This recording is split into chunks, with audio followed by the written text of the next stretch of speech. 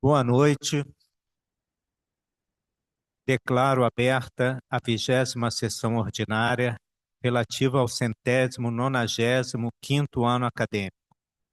Quero dar boa noite à senhora acadêmica, aos senhores acadêmicos, senhoras e senhores convidados e aos componentes aqui da mesa, a presidente da Academia Brasileira de Ciências, professora Helena Nader, o acadêmico Flávio Kapczynski, que assim como o acadêmico Rubens Belfort organizaram essa sessão científica que já correu durante a tarde e continuará hoje à noite, e o nosso secretário-geral, que está sentado aqui à minha direita, o professor Omar Lupe.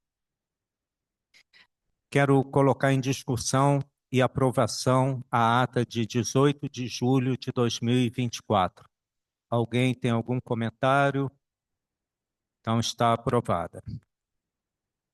Ao passar para a comunicação dos acadêmicos, primeira comunicação, quero justificar a ausência da nossa presidente, professora Eliette Busquelat, que está na premiação ao acadêmico Gilberto Schwartzman, porque ele foi eleito personalidade de destaque em oncologia na 15ª edição do Prêmio Otávio Frias de Oliveira, promovida pelo Instituto de Câncer do Estado de São Paulo, Otávio Frias de Oliveira, com apoio do jornal Folha de São Paulo. Peço uma salva de palmas ao acadêmico Gilberto Schwartzman. Também o nosso acadêmico Gerson Lima será agraciado pela cidade de Campos do Goytacazes no dia 16 de agosto com a medalha Darcy Ribeiro, honraria máxima concedida pela Universidade Estadual do Norte Fluminense. A medalha foi criada em 2003 para homenagear pessoas ou instituições que contribuíram para o crescimento da Universidade Estadual do Norte Fluminense. Palmas para o acadêmico Gerson Lima.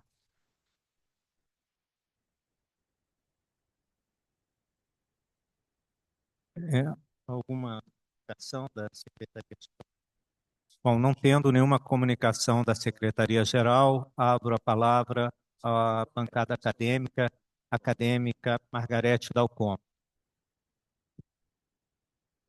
Senhor presidente em exercício, secretário-geral, presidente Helena Nader, Flávio, caros confrades e senhores convidados, o informe que eu queria dar, presidente Nardi, é que se realizará na próxima semana, dia 13, com abertura formal no Senado brasileiro, o primeiro Congresso de Câncer do Pulmão. Isso é relevante por uma razão epidemiológica e de saúde pública. O câncer do pulmão tem uma mortalidade altíssima no Brasil e nós, enquanto presidente da Sociedade de Pneumologia, tomamos a iniciativa de reunir outras 6 sociedades congêneres, cirurgia de tórax, oncologia clínica, radioterapia e patologia, e fizemos uma iniciativa no sentido de propor ao Ministério da Saúde a detecção precoce e o rastreamento em nível da atenção primária para o câncer do pulmão no Brasil. Isso foi aceito, o Congresso está muito bem organizado, então todos estão convidados, e nós conseguimos a adesão de vários senadores e deputados para que essa abertura se desse no Senado Federal no próximo dia 13, onde nós estaremos presentes. A ministra da Saúde já confirmou a sua presença também, dado a relevância que isso tem em termos de epidemiológicos e de mortalidade no Brasil. Muito obrigada. Mais algum acadêmico deseja fazer uso da palavra?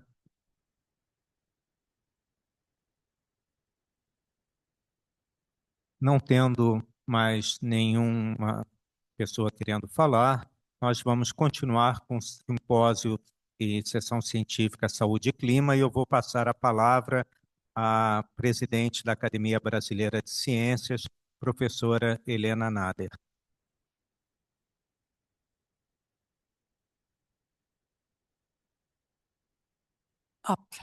Novamente, boa noite a todas e todos.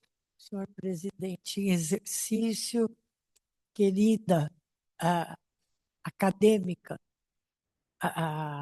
Margarete Dalcom, querido companheiro de jornadas, Flávio Karpinski, em nome de quem, dos dois, eu cumprimento a todos os demais, e um cumprimento muito especial ao nosso ex-presidente da Academia Nacional de Medicina, grande parceiro quando eu estava à frente da Sociedade Brasileira para o Progresso da Ciência. Nunca vou esquecer da sua figura e também da sua presença em grandes momentos, professor, na nossa querida Escola Paulista de Medicina.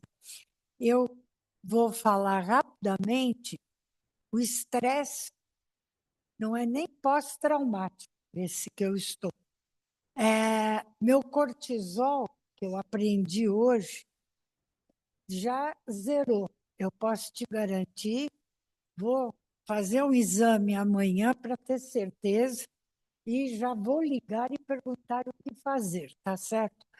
Eu vejo como esta iniciativa das duas academias como um marco que a gente estava conversando com o colega Flávio Karpinski, para a gente ir além, e ele vai depois comentar isso, da gente criar algum livro, ou alguns livros de forma sintética sobre o impacto do clima na saúde das pessoas, e várias palestras que já foram dadas nos motivaram a isso. Quero dizer para o César, que eu acho que ele deve estar nos assistindo, que mais uma vez eu lhe agradeço por ter estado aqui nessa atividade sobre discussão de mudanças climáticas, e a tragédia, né, que motivou a isso foi a tragédia do Rio Grande do Sul, e agradecer ao Paulo Artacho, que também você não só coroou, como você foi da facada final, tá certo? Com aquele teu gráfico, que mesmo que a gente cumprisse o que foi acordado, já não adianta. Então, acho que é um alerta, e isso são coisas que a gente tem que colocar de uma forma muito clara e objetiva para a sociedade e para, como parte da sociedade, para os nossos vereadores, deputados e senadores, porque não é só no nível federal que a gente vai conseguir fazer as mudanças. E eu quero também aproveitar para pedir desculpas, mas eu tenho que estar amanhã, eu tenho um compromisso comigo mesma. São exames que já estão agendados há muito tempo, e eu tenho que estar lá às 7 da manhã. Então, por uma questão, estou bem de saúde. Pelo menos eu acho. Não ver o que os exames vão dizer. Eu peço desculpas, eu vou sair da mesa para não deixar as pessoas constrangidas, vou ficar assistindo ali, mas eu tenho que sair até 5 para 7 no máximo, senão eu perco o voo para São Paulo.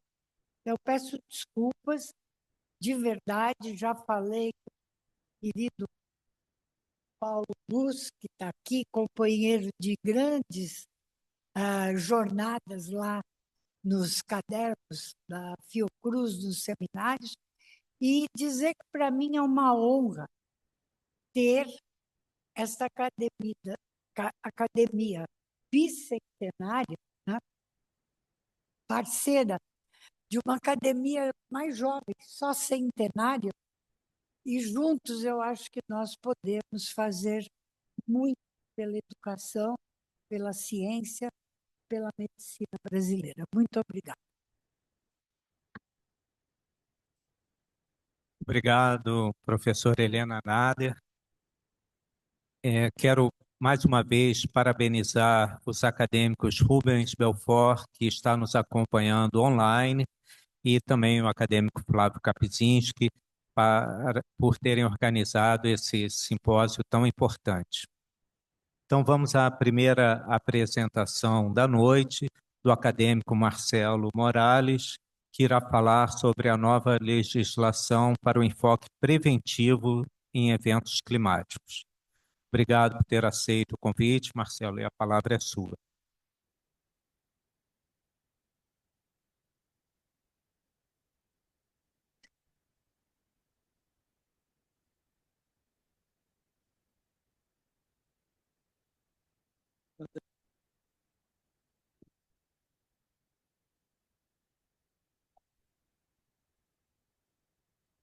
Senhor presidente em exercício, acadêmico Nardi, queria cumprimentar também todos à mesa, os coordenadores desse simpósio, Kapczynski, professor Belfort, Omar,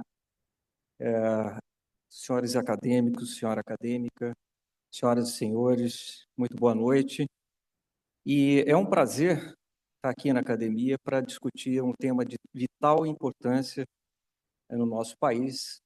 E eu queria chamar a atenção para a gestão integral de riscos de desastres naturais, que definitivamente é um instrumento científico que nós temos que adotar no Brasil e que salva vidas.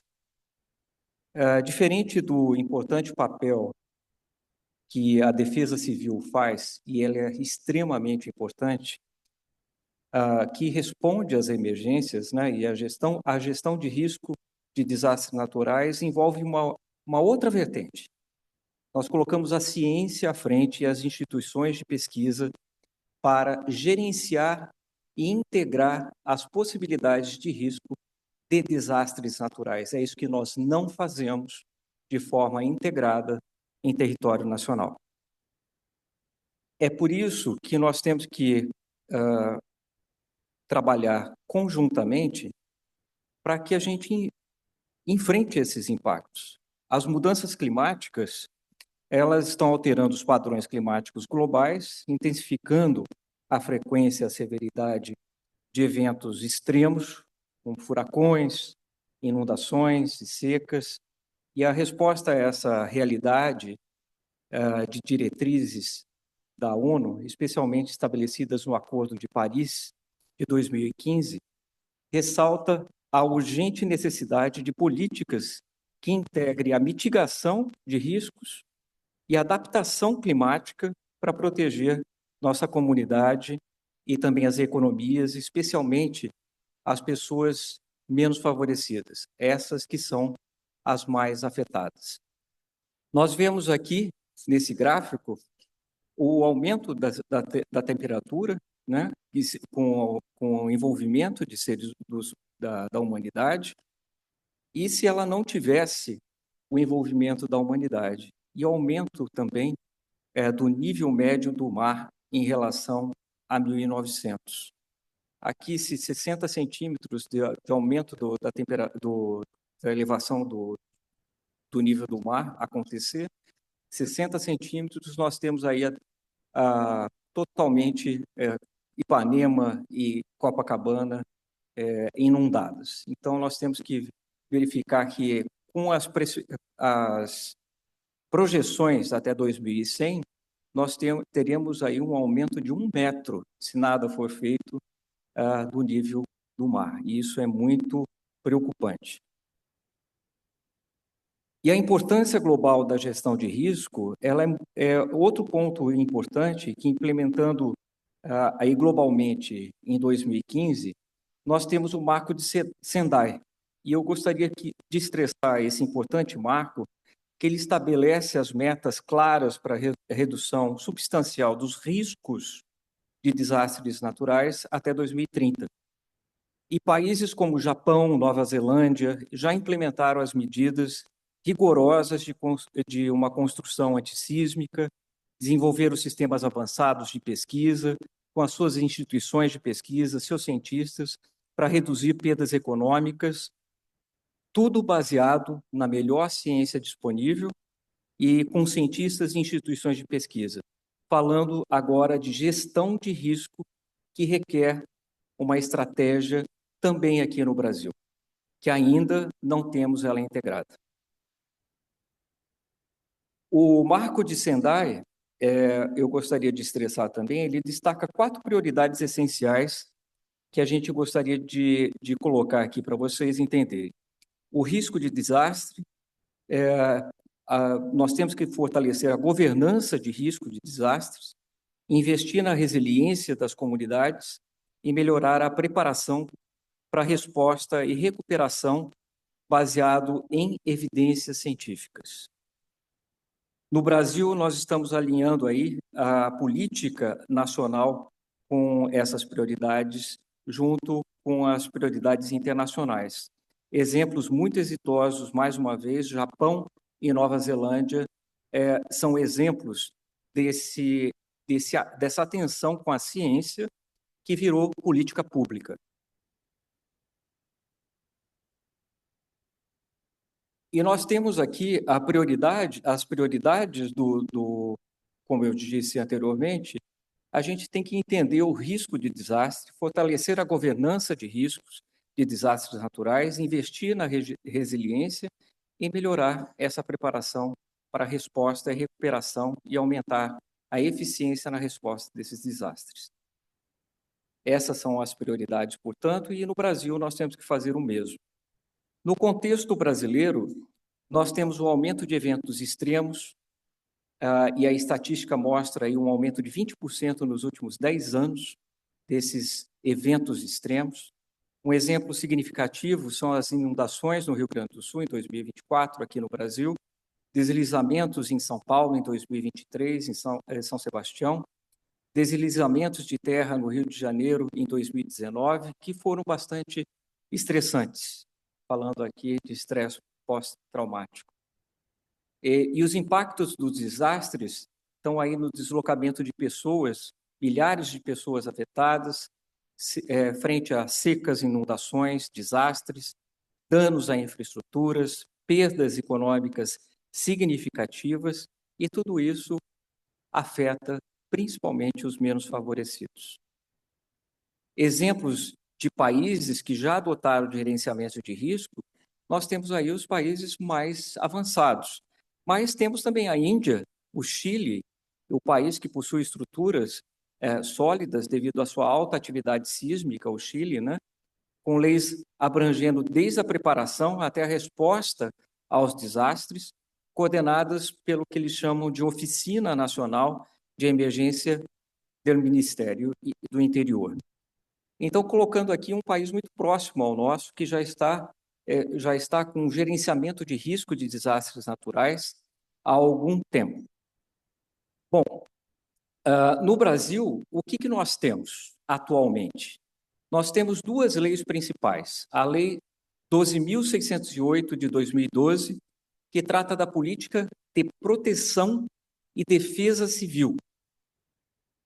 Ela trata da política que dispõe sobre o Sistema Nacional de Proteção, da Defesa Civil, tem o Conselho Nacional de Proteção e Defesa Civil. E eu quero estressar novamente, defesa civil, ela trata, o problema vai acontecer, nós estamos sabendo daqui a pouco, e depois que acontece o desastre, a defesa civil tem um papel importantíssimo. A defesa civil não trata de gerenciamento de risco de desastres naturais e não está preparada para isso.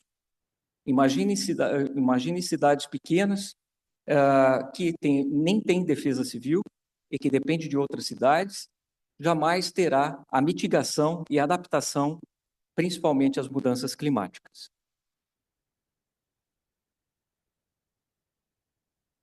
Os exemplos de resposta tardia nós temos aqui no Brasil. A Defesa Civil agiu de forma precisa, mas a gente não previa, os cientistas sabiam, mas nós não temos um marco regulatório que regulamente e coloque todo o país para gerenciar esses riscos. Nós temos respostas aí de bastante tardia no alagamento do Rio de Janeiro, secas severas no Nordeste, enchentes em Minas Gerais e outros desastres que nós tivemos no Brasil e de que a gente não tinha uma preparação, um gerenciamento profissional e baseado na ciência. Então, nós temos uma necessidade de nos adaptarmos, principalmente com as mudanças climáticas que agora os eventos vão ficar e já estão cada vez mais frequentes. Os benefícios são evidentes e nós temos aí, quando aconteceu em 2023, aí eu vou contar a história, o desastre em São Sebastião. E o senador Marcos Pontes me procurou e perguntou: nós temos que fazer alguma coisa, porque nós estamos vendo desastre atrás de desastres e não temos um gerenciamento de risco. Eu trabalho com gerenciamento de risco de desastres aéreos, ele falou para mim, e nós não temos gerenciamento de risco de desastres naturais. O que nós temos que fazer? Como eu respondo para ele sempre, não sei. Vou procurar os cientistas para saber o que tem que ser feito. E procurei o CEMADEM e os cientistas da área. E discutimos durante 8 meses. E o resultado desse grupo de trabalho foi o projeto de lei 5.002 de 2023, que trata de forma proativa e institui a Política Nacional de Gestão Integral de Risco de Desastres Naturais, um Sistema Nacional de Gestão Integral de Risco de Desastres e o Sistema de Informações sobre Gestão Integral de Risco de Desastres. Ela teria um impacto extremamente importante, porque ela colocaria todo o país em torno de uma política bastante organizada e, por lei, todos os estados e municípios teriam que se adaptar, e o impacto previsto seria a menor frequência e severidade desses desastres que vão ocorrer e uma redução dos gastos públicos com emergências e reconstruções. Os detalhes desse projeto de lei, ela cria o Sistema Nacional de Gestão Integral de Risco de Desastres, com foco na coordenação nacional para resposta e prevenção de desastres, o Sistema de Informações sobre Gestão Integral de Riscos, é uma plataforma de dados com todos os dados do que está acontecendo no país com as mudanças climáticas e a previsão e organização dos estados e municípios em relação ao seu preparo em frente às mudanças climáticas. Isso nós chamamos tanto de adaptação como mitigação dos impactos das mudanças climáticas. E a política nacional, ela tem como principal papel dentro do projeto estabelecer políticas integradas, como eu falei, cooperação interinstitucional, são os pesquisadores e instituições de pesquisa que estarão à frente e teriam uma organização com as agências governamentais, organizações não governamentais e a utilização de todos esses dados que foram apresentados aqui para a implementação das ações preventivas de forma mais eficaz. Os impactos esperados seriam a melhoria da capacidade de prevenção, resposta e recuperação em face a desastres naturais e antropogênicos, e o fortalecimento da resiliência nacional através de políticas bem coordenadas e fundamentadas. Como o professor Artacho nos disse e nos preparou, nós estamos muito além daquilo que pensávamos. Então, nós estamos muito mais atrasados do que gostaríamos em relação ao gerenciamento de risco. Se tivéssemos uma política nacional de gerenciamento de risco, os impactos, por exemplo, no Rio Grande do Sul, teriam sido menores, assim como São Paulo, Rio de Janeiro, as secas no Nordeste, entre outros. Parcerias cruciais aqui para o Rio Grande do Sul, no contexto do Rio Grande do Sul. Colaborações com o CEMADEM, e o Rio Grande do Sul poderia, Kapczynski, ser um piloto nesse processo de gerenciamento de risco, junto com o CEMADEM, para que a gente mostrasse que o Rio Grande do Sul está no protagonismo desse gerenciamento de risco. Poderia ser o exemplo desse processo que ainda está em tramitação no Congresso Nacional. O projeto de lei 5.002 de 2023 é uma inovação urgente e necessária e representa um marco crucial na gestão de risco, promovendo uma abordagem unificada. Nós precisamos de apoio da sociedade. O Congresso Nacional não funciona sem que nós estejamos lá para orientar os deputados e senadores. Se a comunidade científica e a comunidade médica, a sociedade, não estiver dentro do Congresso para dizer que esse projeto de lei que está na Comissão de Constituição e Justiça e Cidadania do Senado Federal, se nós não chegarmos e não falarmos com todos os senadores e com o relator desse projeto, está aguardando designação de relator, Kapczynski. Isso quer dizer que ele está parado. Se a gente não empurrar, visitando os senadores, isso não vai para frente. Então, a gente precisa ter a urgência desse projeto. Dentro da comissão que tem atenção ao Rio Grande do Sul, esse projeto foi colocado como urgente. E agora cabe a nós estarmos dentro do Senado Federal para empurrar esse projeto para que ele passe com maior celeridade.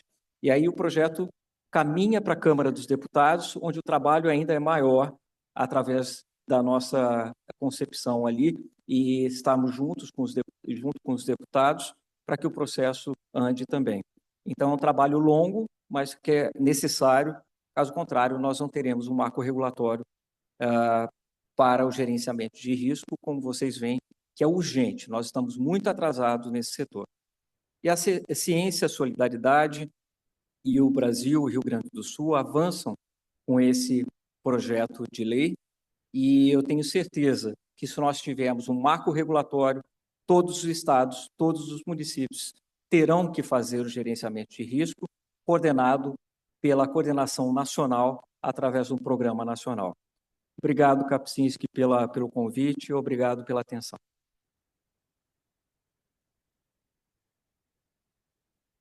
Obrigado, acadêmico Marcelo Morales. Quero convidá-lo para sentar à mesa, por favor. Agora, nós vamos ouvir o acadêmico Flávio Kapczynski, um dos organizadores desse evento, com o tema Mudanças Climáticas e Saúde Mental, diretrizes da Organização Mundial da Saúde. A palavra é sua, Flávio.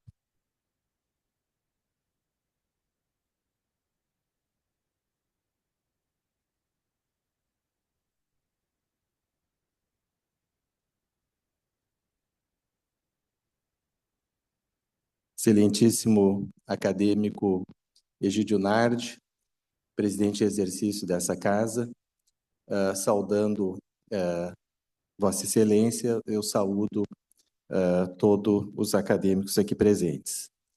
Excelentíssima acadêmica Helena Nader, obrigado pela sua presença, que muito nos honra. Professor Paulo Artacho, acadêmico Paulo Artacho, acadêmico Victor e todos os outros que palestraram hoje. É muito importante essa sessão, porque ela é uma oportunidade de nós revisitarmos essa proposta que o acadêmico Marcelo Morales está trabalhando com tanto afinco, e se o Rio Grande do Sul, de fato, pudesse posicionar dessa maneira, nessa vanguarda, eu acho que a missão da nossa casa vai estar se cumprindo, porque a nossa academia tem como um dos seus objetivos, das suas missões, a de assessorar o governo e seus ministérios para a implementação das melhores políticas de saúde no nosso país. No dia 3 de maio desse ano, nós estávamos aqui reunidos, né? Vocês olham na foto, estou eu, está Raquel, pesquisadora da Fiocruz, minha esposa, mas também o acadêmico Egídio Nardi e um time de peso da saúde mental, todos alegremente reunidos em Porto Alegre, lançando a Rede Nacional de Saúde Mental, que nós tínhamos sido financiados pelo Ministério da Ciência, Tecnologia e Inovação. Nesse mesmo dia, né, e nos dias anteriores, o acadêmico Nardi me perguntou: Flávio, com todas essas previsões de mau tempo, devo viajar a Porto Alegre? E aí eu fiz uma consultoria olhando para a janela e vi que tinha alguma chuva do lado de fora, e aí eu retruquei. Acadêmico Nardi, essa é uma chuva mansa, você pode vir com toda tranquilidade, está tudo bem, né? Nesse mesmo dia, 3 de maio, começaram as grandes inundações, e no dia seguinte, no dia 4 de maio, o grande problema foi evacuar todo esse time de peso aí da psiquiatria brasileira, que ia ficar fortemente desfalcada, né? E conseguimos finalmente uma van que os levou para Florianópolis. De lá eles puderam regressar para suas casas. Porque, como vocês veem no mapa, as áreas afetadas do estado foram praticamente todas, né? Então, falamos de vários desastres climáticos, deslizamentos de terra, das queimadas, mas nenhum outro teve essa proporção de afetar um estado em praticamente toda a sua extensão. Você vejam que essas áreas claras aqui, né, são as únicas áreas que não foram afetadas pelo desastre. Então, é a totalidade do estado que foi gravemente afetada. E aí, se vocês olharem a geografia do Rio Grande do Sul, verão que onde se concentram as mortes e desaparecidos são as grandes bacias hidrográficas, onde a velocidade, o impacto das águas causou esses óbitos. Essa rede nacional de saúde mental, que foi implementada em 3 de maio, rapidamente teve que se transformar em Juntos pelo Rio Grande, uma sociedade em ação. Nós tivemos que criar uma campanha dentro da nossa campanha em prol da saúde mental para fazer frente a esses graves desafios. A nossa rede, ela tem como objetivo promover a saúde mental, equipar o SUS, né, com as melhores tecnologias, conscientizar a população e, sobretudo, diminuir o estigma, né? Então, um dos grandes problemas, a Organização Mundial da Saúde estima que, em países em desenvolvimento, de cada 4 pessoas que têm doenças mentais graves, apenas uma consegue chegar ao atendimento, e o estigma é das maiores barreiras, né? E o estigma é muito forte no Brasil, e pouco tem sido feito para combater realmente essa situação. Na nossa rede, nós conseguimos apoio de colegas, né, da acadêmica Margarete Dalcomo e outras pessoas relevantes na sociedade. Então, aqui o cineasta José Padilha se engajaram nessa luta, não luta exatamente, mas uma campanha para mitigação do estigma na saúde mental. E, diante da crise do Rio Grande do Sul, essa rede foi albergada, ganhamos muito apoio daqui da nossa casa, Academia Nacional de Medicina e Academia Brasileira de Ciências, né?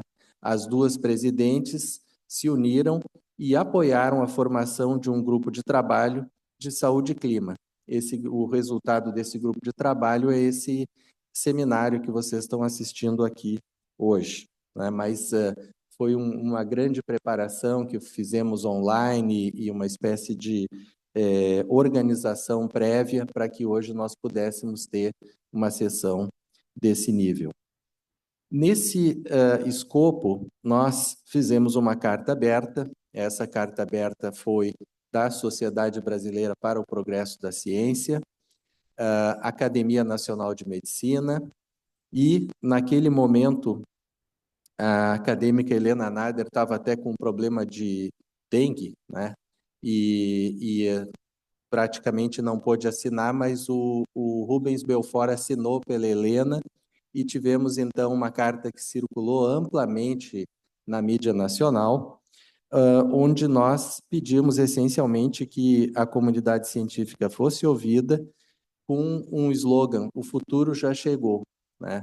Então, quem observou essa situação no Rio Grande do Sul não tem dúvida que todas as projeções que o acadêmico Artacho nos trouxe aqui hoje, elas já estão em curso.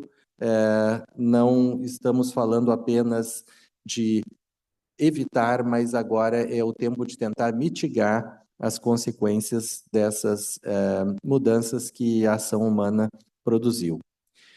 Ao mesmo tempo que isso ocorria, na minha Universidade Federal do Rio Grande do Sul, os cientistas detalhavam os problemas que estavam ocorrendo em nível estadual, que é uma série de mudanças na legislação ambiental, referindo a menos proteção da mata ciliar, menos proteção das regiões de banhados, uma série de avanços que tínhamos conseguido estavam retrocedendo. Então, vocês vejam que, na mesma medida que o desastre estava ocorrendo um retrocesso nas leis de proteção ambiental.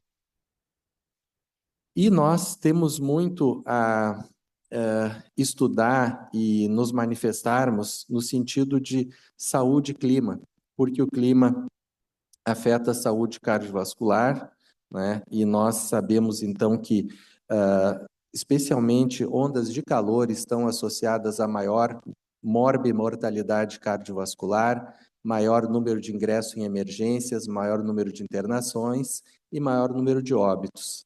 Isso é um dado consolidado, em meta-análise já, não é de estudos isolados.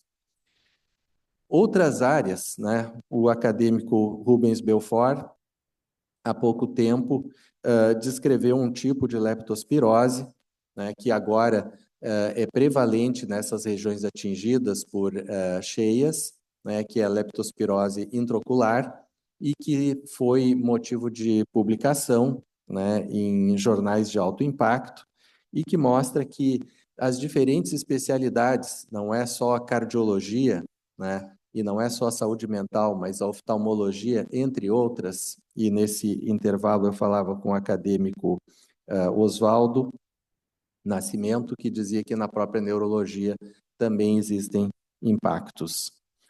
Na saúde mental, isso já foi detalhado, né? Foi falado pelo acadêmico Nardi, pela doutora Federica, sobre a questão do estresse pós-traumático, como ele ocorre nesses eventos extremos e que tipo de detecção precoce pode ser feita para mitigar seus efeitos. Na saúde mental, a evidência mais clara é de aumento de suicídios nas ondas de calor, certo? Então, esse também é um dado já meta-analisado, consolidado, e definitivamente esses eventos extremos climáticos, eles não são bons para a nossa homeostasia, e o ser humano sofre e ele se manifesta de maneira também extrema. Assim como em cardiologia, existem mais hospitalizações em hospitais psiquiátricos, mais emergências psiquiátricas, né? E, em suma, tem uma clara correlação desses eventos climáticos com agravos em saúde mental. A Organização Mundial da Saúde fala cada vez mais da importância de analisar o impacto psicológico decorrente das mudanças climáticas e desastres naturais. E, sobretudo, de que a gente tenha um olhar global, né? Foi falado já no conceito de saúde única. Nós, da área de saúde mental, enfatizamos como a saúde mental precisa, de fato, estar valorizada nessa equação, né? E a Organização Mundial da Saúde já tem se manifestado nesse sentido. O nosso grupo de trabalho, então, ele foi se organizando no sentido de fazer alguns seminários. O primeiro deles foi com o professor César Victora, da Academia Brasileira de Ciências, né, que trouxe já na sua palestra, né, essas ações que ocorriam nos anos 70 sobre a proteção do ambiente no Rio Grande do Sul, e que com o tempo foram esquecidas e que se mostraram realmente proféticas na medida que a gente viu tudo o que aconteceu no mês de maio. Uma segunda aula foi justamente com o acadêmico Paulo Artacho, né, que já falou sobre, na sua apresentação, concluindo com a necessidade desse conceito de saúde única, e lembrando que aqui temos um panorama do que aconteceu no Rio Grande do Sul durante a cheia, né? Um informe epidemiológico com a agência local. Aumentaram os casos de leptospirose, tétano, hepatite A, doença diarreica aguda, o atendimento antirrábico, né, e acidentes com animais peçonhentos.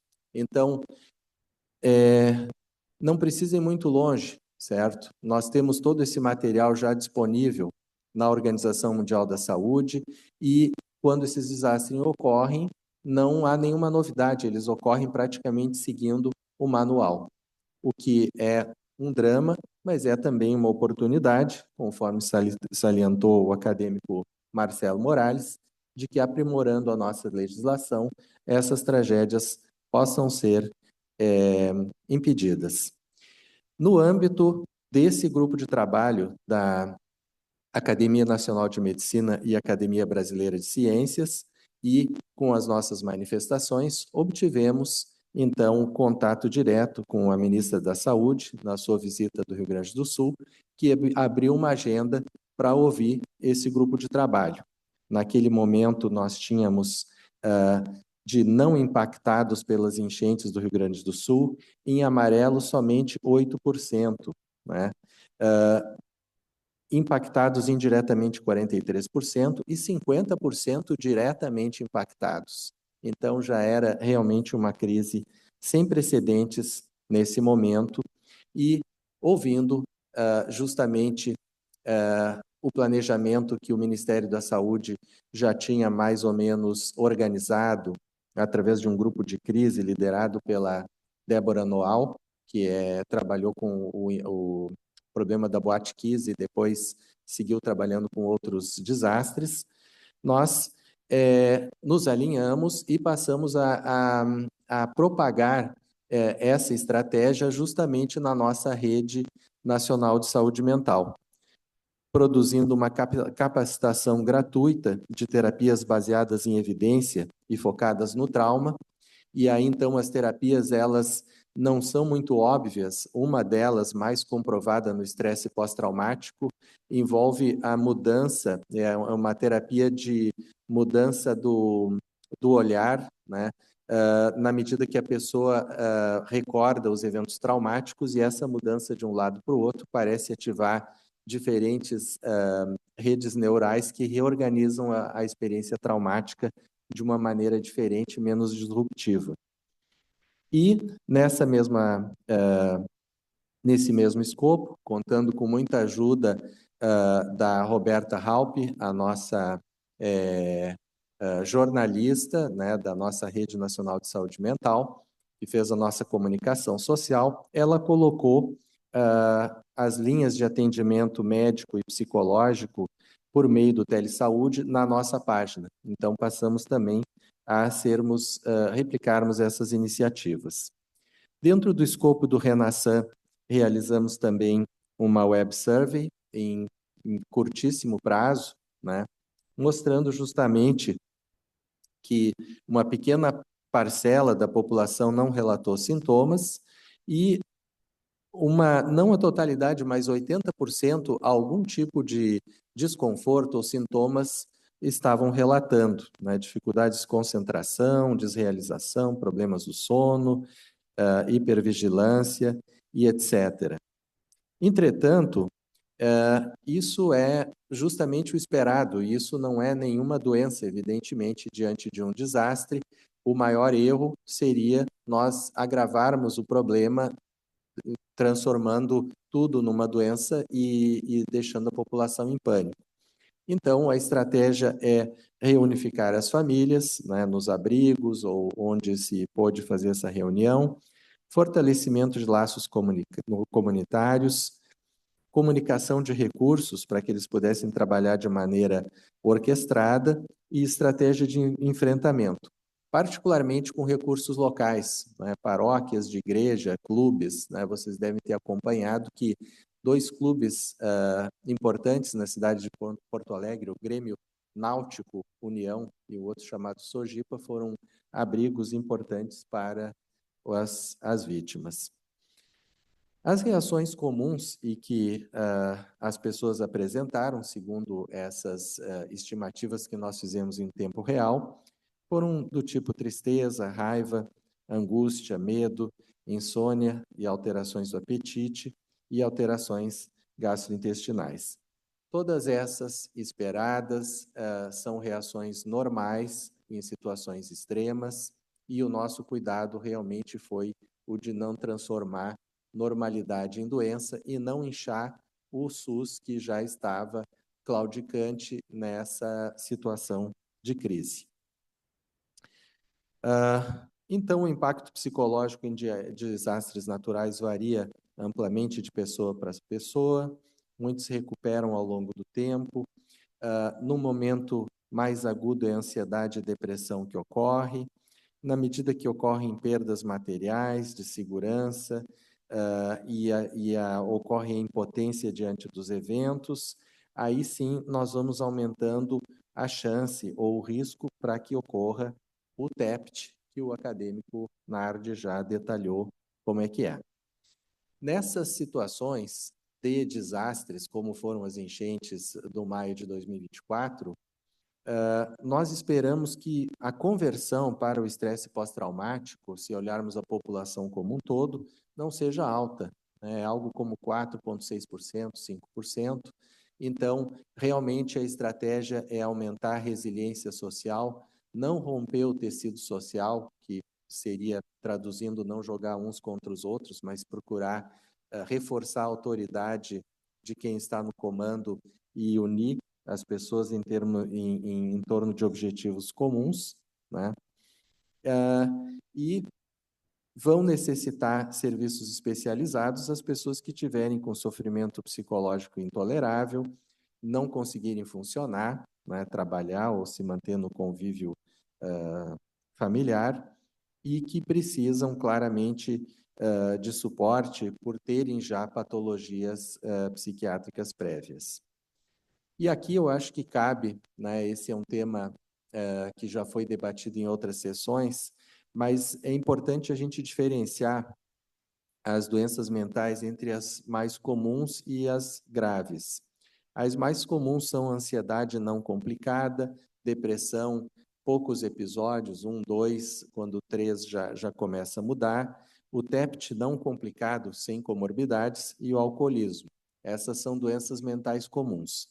As graves são a esquizofrenia, o transtorno bipolar, a depressão maior recorrente, retardo mental e autismo, e doenças mentais comuns quando são complexas, quando elas têm muitas comorbidades, e aí então nós precisamos, para esses casos, um atendimento na retaguarda.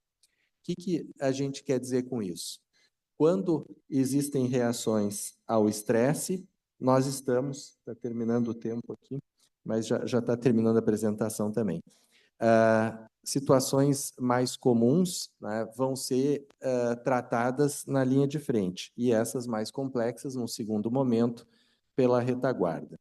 O estresse pós-traumático já foi tratado pelo acadêmico Nardi, e em estudos prévios, né, esse é o mais clássico, é das inundações que ocorreram em março de 2020 na Inglaterra.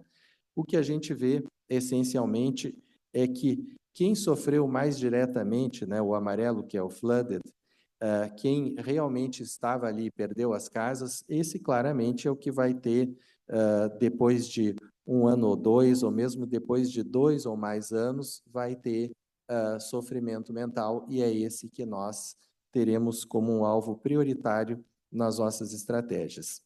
Esse é o artigo que nós realizamos, eu, Nardi e Jair Mari, da Escola Paulista de Medicina, fazendo as sugestões da área de saúde mental, justamente para promover a saúde mental nesse mundo de mudanças climáticas, né?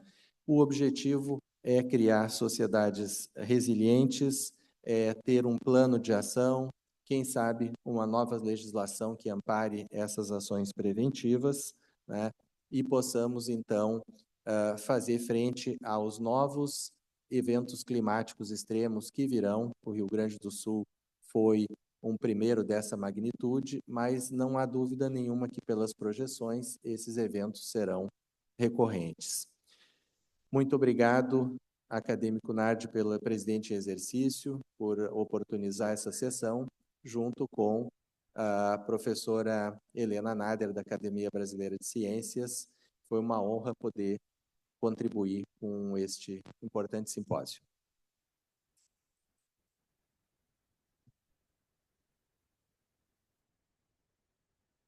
Obrigado, acadêmico Flávio Kapczynski, pela sua clara e excelente exposição, refletindo exatamente a importância da saúde mental.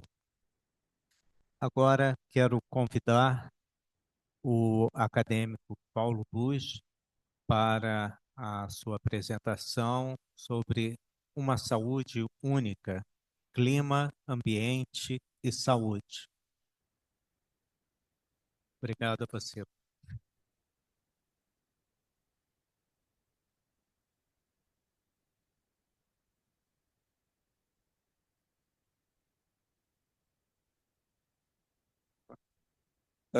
Presidente em exercício da nossa sessão, Nardi, Flávio, o acadêmico Marcelo, o secretário Omar, queridos confrades, aqueles que estão nos assistindo também,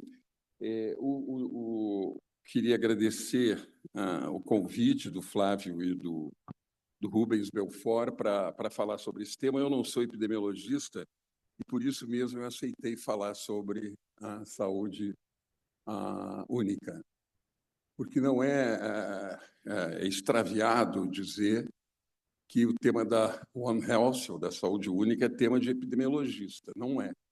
E eu vou tentar demonstrar por quê. E o título é esse que me deram, Uma Saúde Única, Clima, Ambiente, Saúde, e eu escrevi eu organizei essa apresentação junto com a acadêmica da Academia Nacional de Medicina Veterinária, Maria Cristina Schneider, a quem eu agradeço, ela deve estar nos assistindo. Eu não sei como é que passa isso aqui, mas, enfim, é só do Enter. Aí. Primeiro, eu vou basear minha apresentação no grupo de trabalho do Acordo sobre Pandemias e Reforma do Regulamento Sanitário Internacional, que é uma iniciativa da Fiocruz com a USP, e a USP representada pela Faculdade de Saúde Pública e pelo Instituto de Relações Internacionais, e a Fiocruz representada por diversos, quer dizer, pela Fiocruz propriamente dita, e também por diversos, pelo CRIS, pelo Centro de Relações Internacionais. Essa nota técnica está disponível nesse endereço, é uma nota técnica que nós elaboramos poucos dias atrás, e chama-se isso, Enfoque Uma Só Saúde, Análise Crítica e Debate sobre a Inclusão no Acordo sobre Pandemias, que está sendo negociado já há 2 anos e meio na Assembleia Mundial da Saúde, na Organização Mundial da Saúde. É um trabalho que eu sou coautor, que tem esse grupo aí, e na próxima semana, deixa eu olhar aqui, exatamente dia 15 de agosto, nós vamos fazer um seminário sobre esse tema, One Health, como é que ela aparece na governança da saúde global. Não é?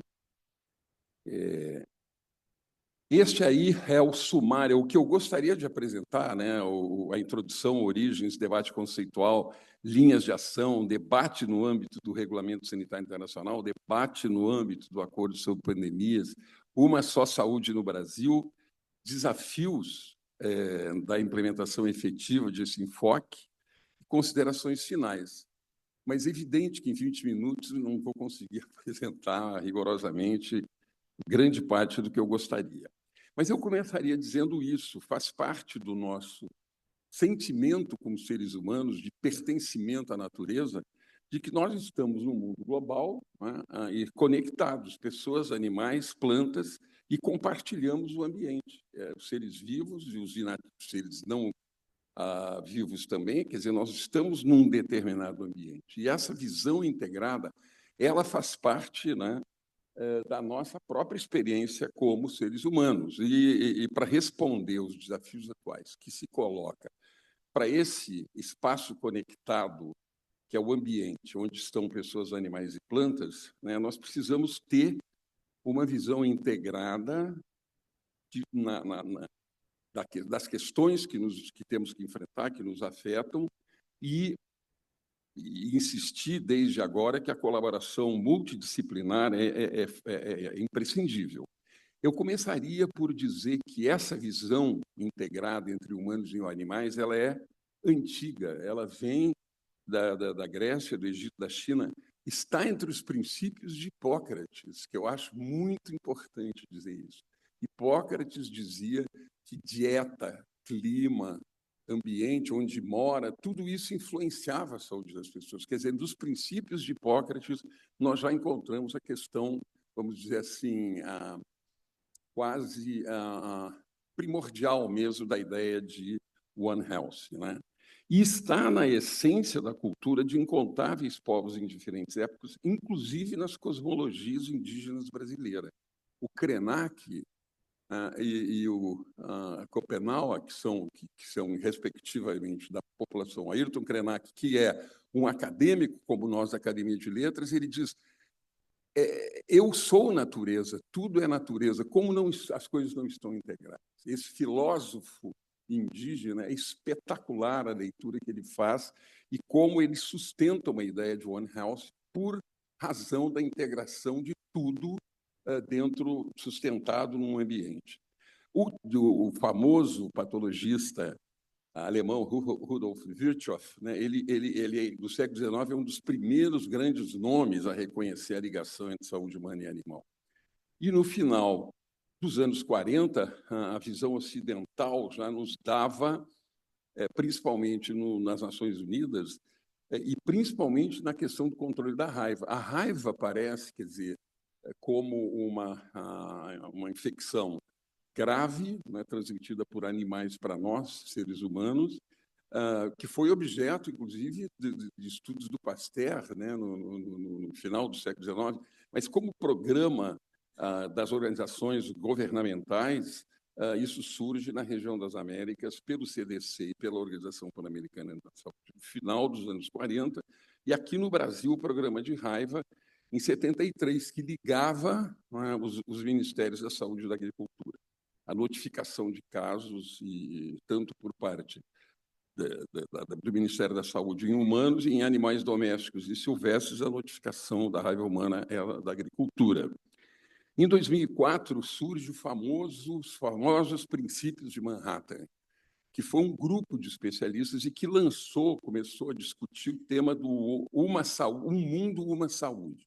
Quer dizer, que é uma espécie de ninho, de início, né, da visão integrada que foi se desenvolvendo.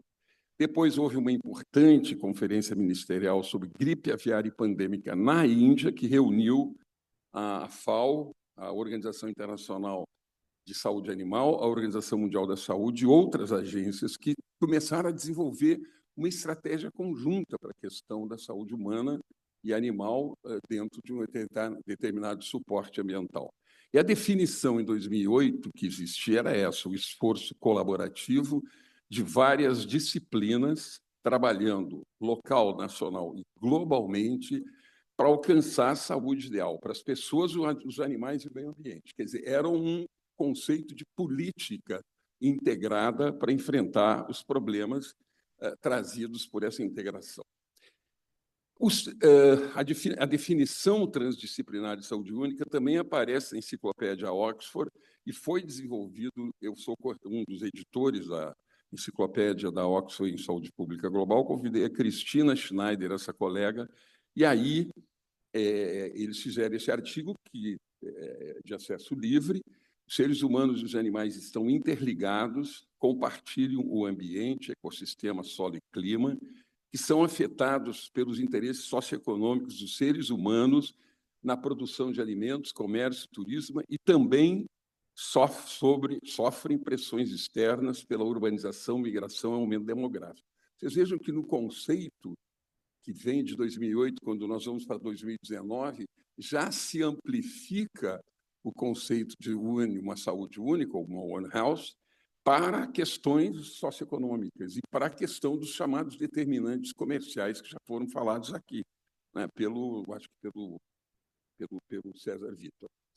E diferentes disciplinas, né, passam a intenção, pelos seus métodos e ferramentas, importantes para a produção de conhecimento e para a implementação de serviços, além de apoiar, o que é muito importante, a formulação de normas e políticas, que foi uma das coisas que Marcelo nos trouxe.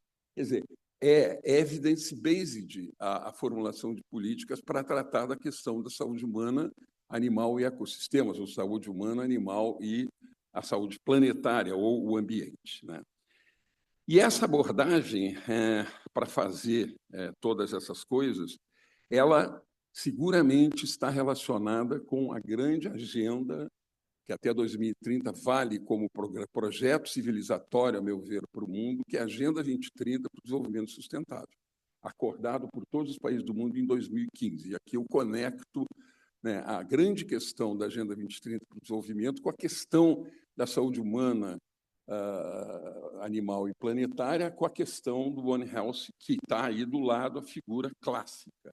Saúde ambiental, saúde humana, saúde animal, e as três juntas constituindo a One Health, ou uma saúde, que é o conceito mais básico. Eu recomendo a leitura desse artigo da enciclopédia. A outra grande definição vem do One Health High Level Expert Panel, o chamado quadripartite, que juntou exatamente a FAO, né, da Alimentação e Agricultura, a OIE, que é a Organização da Saúde Animal, a OMS e o Programa das Nações Unidas para o Meio Ambiente. Essas 4 organizações, elas fizeram uma definição de saúde única, um acordo para chegar a essa definição, que é, tal como diz aí, uma abordagem integrada e unificada que visa equilibrar e otimizar de forma sustentável a saúde das pessoas, animais e ecossistema. Vejam, não é uma visão quer dizer, com visão exclusivamente na saúde humana, né? Não é uma visão centrada apenas nos seres humanos, e sim o respeito, inclusive na questão ética, a questão ambiental e a questão da saúde dos animais. São os seres humanos começando a tomar conhecimento que eles têm responsabilidade ética sobre o ambiente e sobre os animais também. Sofrimento de animal, não sei o quê. Então, vai se ampliando de uma maneira muito interessante e gerando práticas, gerando políticas e práticas que coincidam, que convirjam, que são resultado de um conceito que se aproxima, que converge, vindo de todos os lados. E reconhece, né, que a saúde dos seres humanos, animais domésticos, selvagens, as plantas e o meio ambiente mais amplo, incluindo o ecossistema, são ligados, são interdependentes e que depende de setores, do campo de vista das ações políticas, setores governamentais, de disciplinas, ou seja, como se organizará para enfrentar essa questão tríptica, né? A universidade, pela organização disciplinar, e as comunidades, que, afinal de contas, são aonde se expressam, onde explodem os problemas e onde os problemas têm que ser solucionados, porque é nessa comunidade local, são nas populações, que essas repercussões da questão da saúde humana, animal e dos ecossistemas, em última análise, explodem. Inclusive, trazendo aqui a dimensão do saneamento, do acesso à água, da poluição, da questão da poluição aérea, da poluição terrestre, né, da poluição do ar, a questão de alimentos seguros e nutritivos, e tudo isso demonstrando como vai se ampliando o conceito do One Health, para não dizer a compreensão de que a saúde humana não é só a saúde física, é também a saúde mental, muito bem lembrado aqui pelo Nardi, pelo Flávio, pela nossa colega italiana, mostrando que o conceito de One Health foi se consolidando, se construindo, solidificando, fortalecendo, à medida que o conhecimento ia trazendo informações para se construir esse desenvolvimento do conceito. E aí estão as 4 organizações. Eu faço questão de falar desse documento que está em amarelinho aqui, resultado dessas 4 organizações, porque, para quem quer conhecer o One Health, vai ter que ler isso aí. Isso aí é um documento imprescindível para compreender toda essa dimensão amplificada e completa de One Health, né? E aqui são uma expressão do que eu vinha falando até agora, do ponto de vista de uma figura. Aqui também são digamos, nesses conceitos ampliados que eu fui colocando, digamos, já a parte mais avançada, conceitualmente falando, porque além da saúde humana, ambiental, saúde animal, uma só saúde, a gente tem aí determinantes sociais, alimentação, migrações, deslocamentos populacionais, a mudança climática, a contaminação da água e do mar, o desmatamento, os resíduos tóxicos, a perda da biodiversidade, o controle das zoonoses, a pecuária intensiva, resistência antimicrobiana, né? Segurança. Então, esses elementos todos eles foram sendo agregados à medida que o conhecimento e as implicações que o conhecimento, o evidence-based, trazia para as formulações de políticas nacionais, internacionais e locais. Não vou falar do problema do efeito estufa, etc. O Paulo Artacho já nos deu aqui suficiente nível de preocupações e cortisol para que eu não volte ao cortisol que ele nos injetou. E por que nós vamos utilizar o enfoque de uma só saúde? A centralidade de uma só saúde ela vem de uma coisa muito objetiva, que é as principais doenças que originaram as mais recentes crises sanitárias internacionais são de origem animal, a começar pela Covid-19, cuja origem é um tatuzinho qualquer de uma floresta chinesa que transmitiu, porque foi comido por nós, que estava na barriga de um morcego, né? Um mamífero, um outro animalzinho, animal selvagem que foi no mercado úmido de Wuhan. Esqueçam a ideia de que fugiu do laboratório chinês, que isso é uma coisa ridícula, que foi levantada tantas vezes, já ficou mais do que demonstrado que não é. E entre que foi, vamos dizer assim, a pior das crises sanitárias sofridas pelo homem desde 1918, com a peste, perdão, com a gripe, a influenza, né, da gripe espanhola, enfim, e que antes disso a gente teve a peste bubônica na Europa e tivemos grandes epidemias de cólera. Essa é a história, né, das doenças, das grandes epidemias no mundo, para sintetizar nesses 4 grandes elementos. Mas agora, mais recentemente, com todo o conhecimento, com toda a medicina, com toda a pesquisa, nós vemos que foram essas doenças, as mesmas doenças que geraram as principais crises. A pior delas, a Covid, mas a gente teve a síndrome da respiratória aguda grave, a pandemia de influenza em 2009 e 2010, a pandemia, a síndrome congênita do vírus Zika, os surtos de ebola na África Ocidental, que acabaram sendo sustentados, porque o CDC agiu rapidamente, mas a gente teve casos na Espanha e teve casos também nos Estados Unidos, e, finalmente, a Covid-19. E agora, ontem, né, a OMS está reunida para ver se o mpox, quer dizer, a varíola do macaco, né, que não se fale, mas isso, pobre dos macacos, eles não têm culpa de nada. Então, por isso chama-se mpox, que foi a decisão do nome. Está sendo discutido se vai ser declarado ou não de risco pandêmico. E ontem, no Globo, hoje, não sei, saiu uma matéria importante, todo mundo deve ter lido, que é o trabalho que levanta 50 países, 200 cientistas, né, que levantam uma coisa importantíssima, que é intitulado, né, Pathogens Prioritization, a Scientific Framework for Epidemic and Pandemic Preparedness. Em 30 de julho sai esse documento, o Programa de Emergência em Saúde, em que se estudam 1.652 patógenos de 28 famílias virais e um core grupo de bactérias para saber qual vai ser a doença X, qual vai ser a próxima pandemia, qual é a candidata principal. Esse trabalho saiu na Nature, agora, essa semana, foi publicado ontem essa matéria no Globo, mas isso aqui está dentro da OMS, no endereço que eu vou colocar para vocês.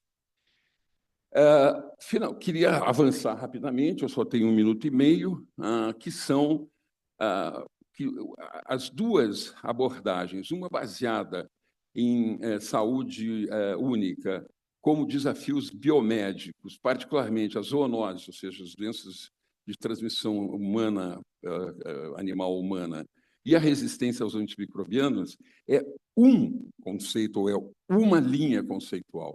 Porque a outra linha conceitual é aquela que privilegia também os aspectos sociais e ambientais, integrando os grandes desafios ecológicos às questões de saúde. Eu faço questão de marcar isso, porque quando nós vamos olhar o documento Uma Só Saúde, o plano de ação conjunto, intersetorial, preparado por aquelas 4 organizações que eu fiz menção, as grandes organizações das Nações Unidas, nós temos este conjunto, este plano de ação de 2022 a 2026, porque se dizia, bom, fala-se dessa história, todo mundo concorda, saúde humana está relacionada com o ambiente, saúde, mas e daí? Vamos fazer o quê? Então, este grupo de 4 grandes organizações, usando os talentos todos, tanto da pesquisa, né, quanto, digamos, as práticas experimentadas no sistema de saúde, de maneira geral, em todos os setores da sociedade, nos dá este plano com 6 linhas de ações. Isso aí está no site do Ministério da Saúde, nesse endereço. Eu vou deixar disponibilizada a apresentação para quem quiser, obviamente, acessar e detalhar, ler detidamente essas coisas que são extremamente importantes. Vou encerrar dizendo que, no plano internacional da governança global, o debate sobre One Health está no Regulamento Sanitário Internacional e no Grupo Intergovernamental sobre o Tratado de Pandemias, que todo mundo sabe que são esses 2 grandes blocos que estão, digamos assim, ocupando 193 países em todas as Assembleias Mundiais da Saúde, inclusive na última. Não?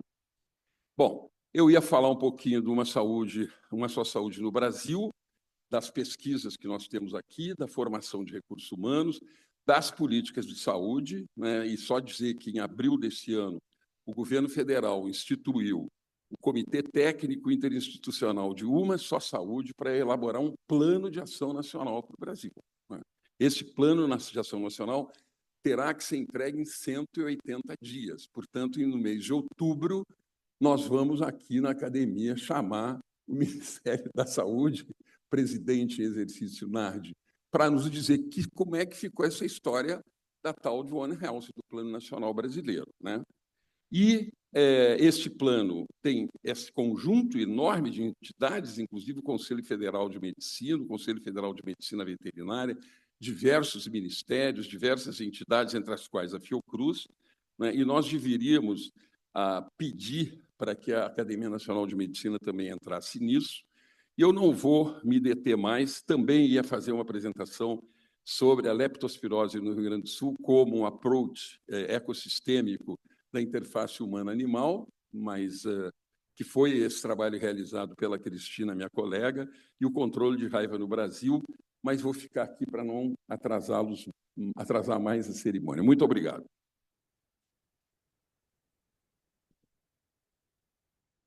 Obrigado, acadêmico Paulo Busch. Quero convidá-lo para se juntar a nós aqui à mesa,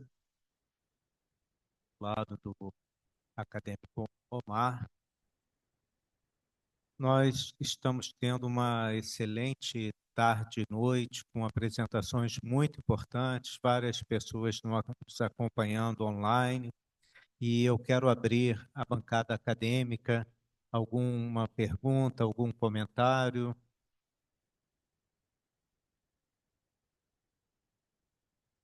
Eu vou fazer uma pequena pergunta, então, ao acadêmico Marcelo Morales. Marcelo, parabéns pela sua apresentação, foi muito boa. Você mostrou que alguns países, né, inclusive países não do primeiro mundo, têm políticas de prevenção de catástrofes, de terremoto. Nós sabemos que países do primeiro mundo têm pesquisa também, não só política de prevenção, mas uma pesquisa intensa em relação a terremotos, furacões, etc. Mas a mentalidade da população de todos esses países, inclusive dos não do primeiro mundo, é exatamente de respeitar a natureza e tomar medidas preventivas em relação a qualquer tipo de catástrofe. A nossa população tem uma característica diferente, né? O brasileiro acha sempre que não vai acontecer de novo, que foi um fato isolado, tenta achar que aquela desgraça, seja ela qual for, não vai acontecer com ele, e isso acaba se refletindo também nas pesquisas, nos financiamentos, na política pública para a prevenção de catástrofes. Então, eu queria, você que está lá no Congresso, né, batalhando para mais pesquisas em todas as áreas da saúde biomédica e da prevenção de catástrofes, é muito difícil mudar essa mentalidade também nos políticos e nas agências financiadoras, a importância da catástrofe. Eles não veem esses dados assim alarmantes que hoje foram mostrados aqui. Como é que você sente isso no dia a dia no Congresso Nacional?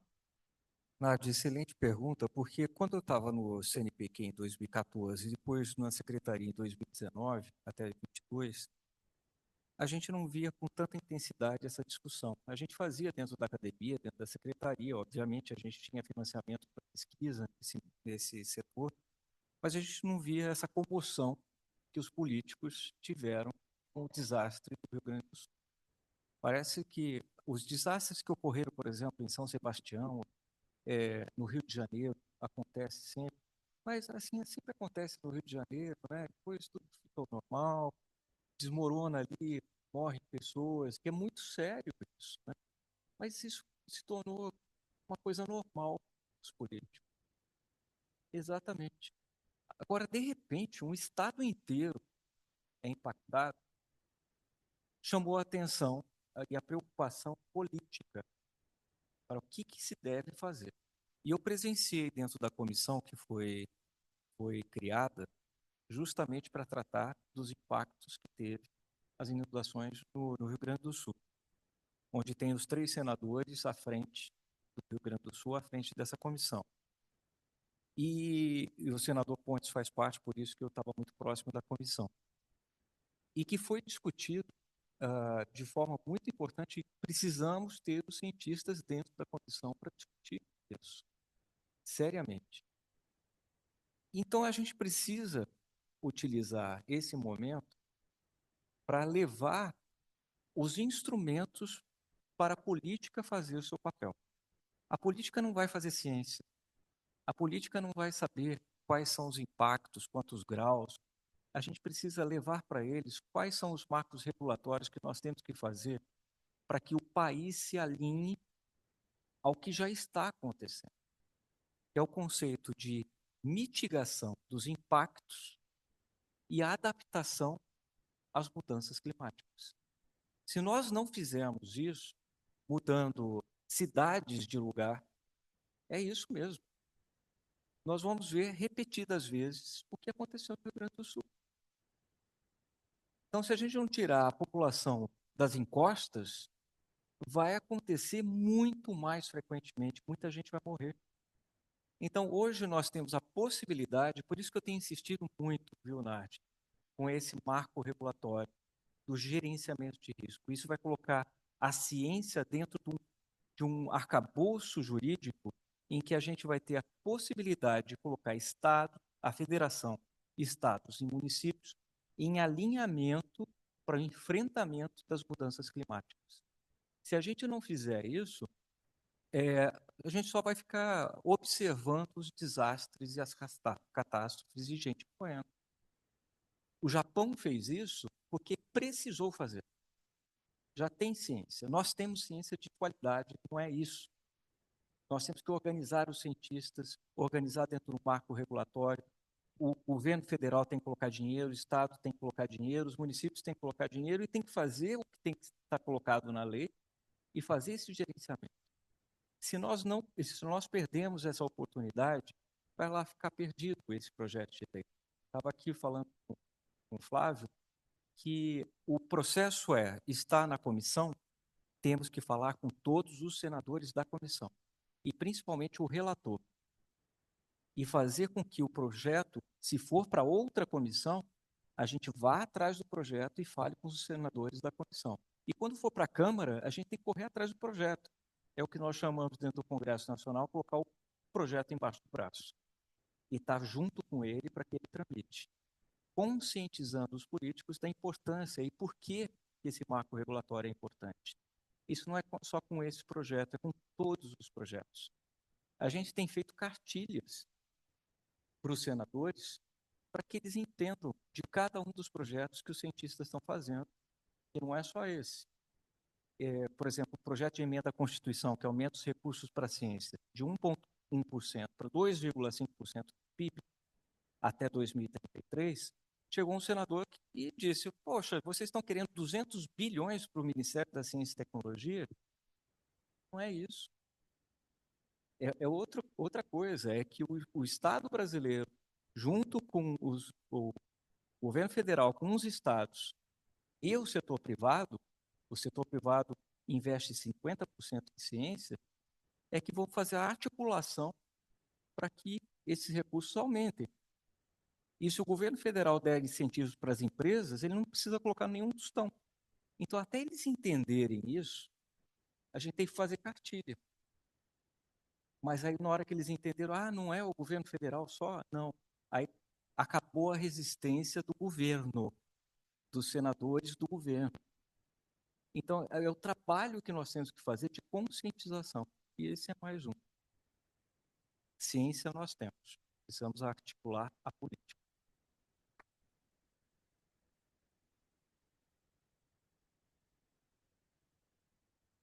Acadêmico Omar Lupe. Eu queria fazer um comentário. Foi muito interessante hoje o simpósio, né? E queria compartilhar. Eu tive ano passado a trabalho na Indonésia, cuja capital, Jakarta, é uma cidade afundando, né? Com 18 milhões de habitantes, e o país está mudando a capital para uma outra ilha, que é um país composto por ilhas, chamada Kalimantan, em Bornéu. Da mesma maneira, muitos de vocês talvez tenham tido a oportunidade de conhecer a cidade do Cairo. A cidade do Cairo é uma megalópole de 22 milhões de habitantes. É uma cidade impressionante de se conhecer, talvez não exatamente pelas razões boas. Tirando as pirâmides, o resto... O Egito está mudando a capital do Cairo, talvez a capital mais antiga da história humana, né? Porque funciona ali como capital, pelo menos em alguns momentos, há 5.000 anos, por uma outra cidade que fica 50 quilômetros da atual cidade do Cairo. Então, a minha pergunta, até para estimular a discussão, é viável se manter Porto Alegre como ela funciona hoje, com as questões hidrográficas e, enfim, de estrutura? Não seria melhor pensar numa mudança, pelo menos em parte da cidade? E eu falo isso com tranquilidade, porque minha mãe é de Porto Alegre, eu fui criado, a minha infância, boa parte da minha infância foi em Porto Alegre. Com essas mudanças ambientais, uma cidade localizada à margem de uma grande lagoa, que a gente descobriu agora que não existe rio Guaíba, e sim a lagoa do Guaíba, né? É viável? Não seria melhor a gente pensar uma mudança em grande, em grande estilo, né? Como outras cidades já estão fazendo? Esse é o primeiro comentário que eu queria fazer. O segundo é aqui para o meu querido Buz.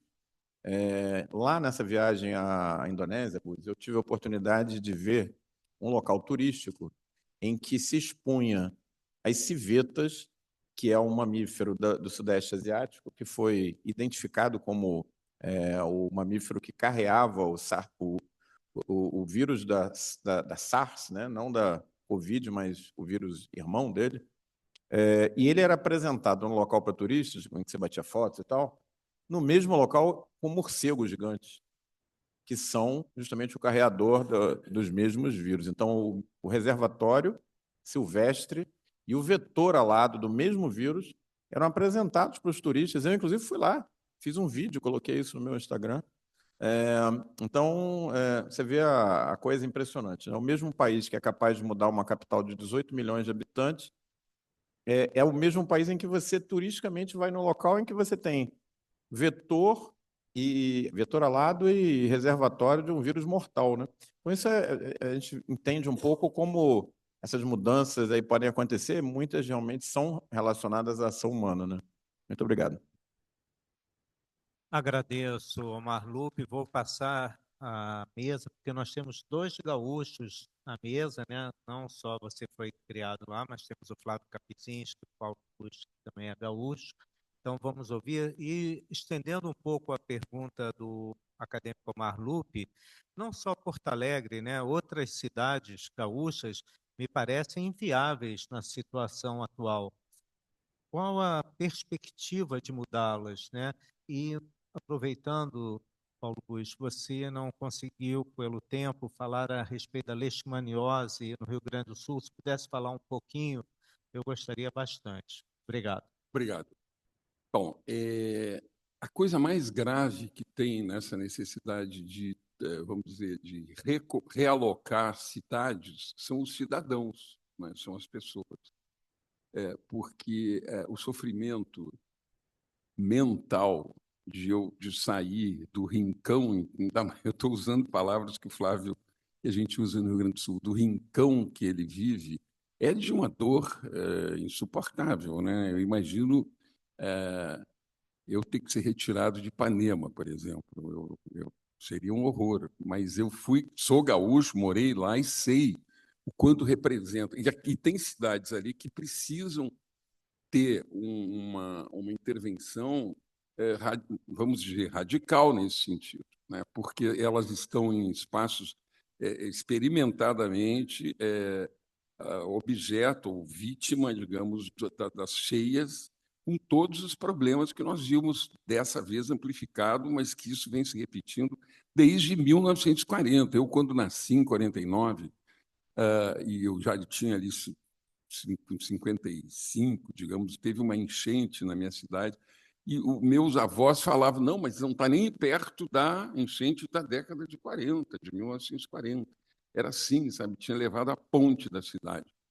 E, pois é exatamente o que você está dizendo. Foram 3 em 9 meses, né? E todas as perspectivas lá são de que essa mudança climática do mundo, que por razões territoriais, geográficas, enfim, por razões não é que o Rio Grande do Sul está amaldiçoado, mas a localização, a forma como se movimenta a Laninha, El Ninho, as correntes frias e quentes que se encontram, etc., é no Rio Grande do Sul e Santa Catarina. Santa Catarina teve muitos casos também, onde esses episódios vão continuar, né?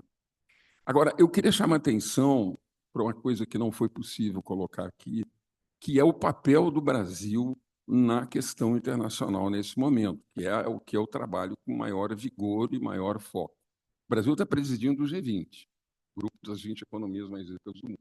Dia 30 de outubro vai se realizar, dentro do grupo de trabalho de saúde, uma conferência do G20 sobre clima e saúde, aqui no Rio de Janeiro, dia 30 de outubro. Dia 31 de outubro, os ministros da saúde de todos os G20, mais o CDC África, mais o CDC americano, mais o CDC da Europa, ou seja, as grandes organizações, União Europeia e União Africana, além dos países convidados de G20, os ministros da saúde vão reunir dia 31 de outubro e vão tomar decisões que vêm da conferência do dia anterior. Claro que isso já está sendo cozinhado, né? A gente sabe que em diplomacia tem os momentos, mas isso já está sendo estudado, o que vai ser dito. Eu acho que a academia tem importante espaço por causa do nosso grupo de trabalho. Segunda coisa, dia 1º de dezembro, nós entregamos a presidência do G20 e assumimos a presidência do BRICS. O BRICS, hoje, é mais importante pela unidade política que ele tem do que o G20. E o BRICS significa China, Índia, Rússia, Brasil, África do Sul, o petróleo, a grana do petróleo da Arábia Saudita, Egito, etc., etc. Nós estamos começando a montar a pauta, a agenda de debates do BRICS do ano que vem inteiro, ano em que também o Brasil presidirá a COP30 em Belém. E a COP30, o tema central será clima.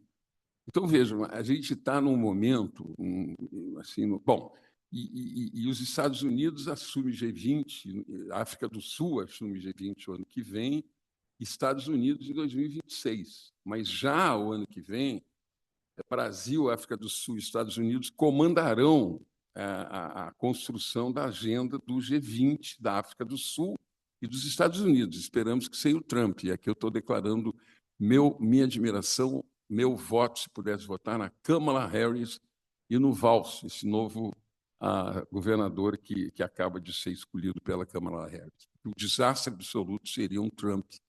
Imaginem a reunião do G20 aqui no Brasil, aqui no MAN, né? Vai ser aí a cúpula dos presidentes, com o Biden ou a Kamala Harris derrotados e nós com a cúpula do G20 10 dias depois. O que vai acontecer nessa cúpula do G20? Eu estou na butuca, como se diz, quer dizer, eu estou louco para ver que confusão vai se armar. Mas eu acho que nós temos que ter essa noção de tempo. Quer dizer, o Brasil está presidindo o G20, nós vamos tirar uma declaração que vai ser muito importante, incluindo o clima. Nós vamos ter a conferência de Clima e Saúde, dia 30 de outubro, dia 31, reunião dos ministros, e dia 18 de novembro, a cúpula presidencial, aqui no MAN, com os elementos de saúde entrando na declaração da cúpula, né? E o Brasil, quando escrever isso, Marcelo, né, o que ele vai estar dizendo? Eu vou fazer isso que está escrito. Então, para a política nacional brasileira, o resultado do G20 é fundamental, vai determinar o nosso caminho. E, por outro lado, a presidência de BRICS é onde nós teremos 2/3 da população do mundo praticamente reunidos nesse grupo, né, com os grandes produtores de remédio, vacina, etc., que são China e Índia, claro, sem contar os americanos e os europeus. E a COP30. Então, eu acho que essa academia, com o grupo de trabalho das duas academias, tem uma função eletrizante, eu diria, no mínimo, né, para a gente se preparar para ser ator, formulador de agenda e de posições, explicitando isso na imprensa, explicitando isso nos meios acadêmicos, nos lugares onde as duas academias têm espaço, né, para que o governo brasileiro seja obrigado, se não quiser assumir nossas posições, a dizer não e levar o ônus e o bônus de dizer não. Da mesma forma, eu acho que nós devemos considerar o que vai acontecer no Congresso Nacional, que, afinal, legisla sobre a coisa brasileira, como você colocou muito bem.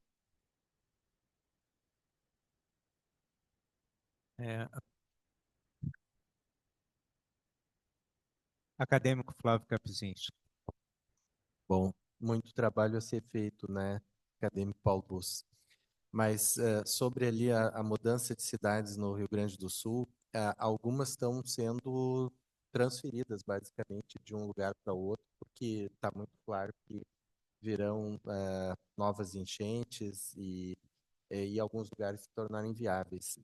A própria cidade de Porto Alegre, ela vem abandonando essas regiões que são mais na beira do rio, que é o chamado centro histórico, e há um bom tempo ela já se mudou para uma região bem, né, você conhece bem, ela é bem irregular geograficamente e tem uma parte alta, né? Então é ali que a cidade prosperou ultimamente. E o DIC, né, um sistema de DICs que foi colocado lá em 1960, foi um grande esforço do governo à época, com um grupo de trabalho que veio da Alemanha, de Hamburgo, e eles construíram um sistema de DICs que, se estivesse operante, nada disso teria acontecido. Então, eu acho que esse trabalho que o Marcelo Morales está liderando é realmente crucial, porque muitas coisas podem ser evitadas, né? Essa enchente, não em todo o estado, mas na cidade de Porto Alegre, o sistema de defesa estaria ali, se fosse operante, teria funcionado, mas ele não estava operante. Então, é praticamente, como a gente diz, de ter um edifício onde no plano contra incêndio não tem extintor, não tem rota de fuga, aí realmente só os piores resultados ocorrerão. Mas eu não posso deixar de expressar o meu contentamento, então, acadêmico NAD, com a sessão de hoje, e com esses tempos realmente eletrizantes que vivemos. É um grande risco de um lado e uma grande oportunidade do outro. Espero que o mundo acadêmico brasileiro e a nossa Academia Nacional de Medicina sejam protagonistas nesse importante momento. E acho até que já estamos sendo ações como essa. Certamente, a Academia Nacional de Medicina, a Academia Brasileira de Ciências já estão ativas nesse sentido. Nós já produzimos um documento no qual Flávio Kapizinski, eu e outros participamos em relação à saúde mental, mas essa saúde única, ela é fundamental. Eu concordo plenamente que nós precisamos estar mais ativos e posso garantir que a acadêmica Eliette Busquelar, nossa presidente, ficará muito ativa para que você, Paulo Luz, e todos que queiram participar possam representar a nossa academia e tomarmos posições importantes para a saúde e o clima de todo o mundo.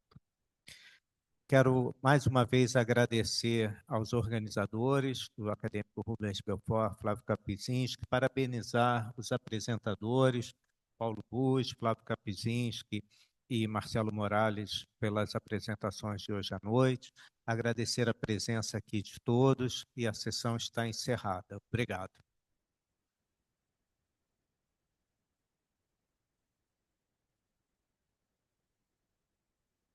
Vale. Conecta, eu acho que a mais já tem conexão, mas faz costura lá.